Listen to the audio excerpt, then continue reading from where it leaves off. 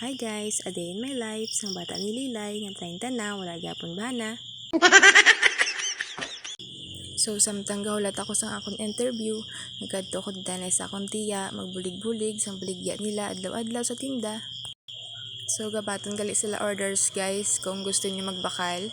Kag kung may mga okasyon ka mo, pwede gid, PM nyo lang akong tiya. So, sang una, halin ma ako diri guys, kay diri ako gadayon sang unang naga-eskwela ako sa Kabatuan, sang high school pa ako. Share ko lang gali. So, tanawon tabi kung kabalo pa ko magputos ang ibos. So, shout out gali sa akon nga videographer di nga si Anan nga akong pakaisa nga pinakagwapa kang mabuot. Wow!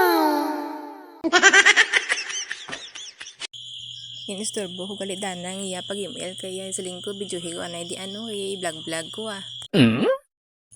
Ang lukay green, ang sofa green, ang colors ang dingding nila green, ang bayo ko green. Puro na lang green no.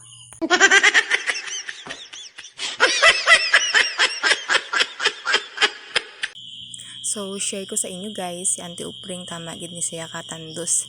Halin pa sang unang pang baligya ya sang puto, pagluto ya sa mga kutsinta. Hasta nga nakagraduate ang iya nga 4 ka bata, hasta subong amo man gihapon iya ginahimo nga negosyo. Grabe gid niya katandos si Auntie Upring. Halin pa sang una. Wow! As in, adlaw-adlaw gila guys, bisan Domingo galuto sa Japon.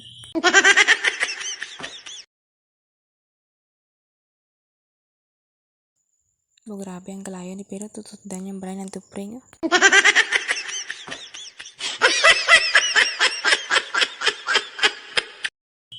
So, ari guys, may mga daha na nga puto nga ginapanghuwad na sa iya puto cup.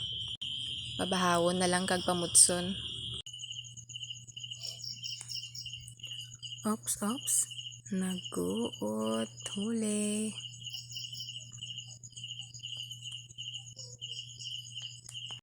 Ba nangupit sang puto do tagiya sang putuhan ba?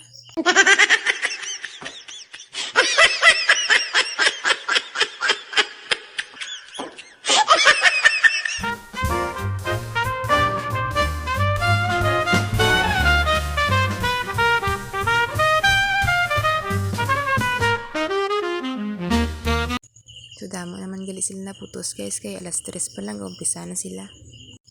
Thank you for watching. Bye! See you on my next vlog.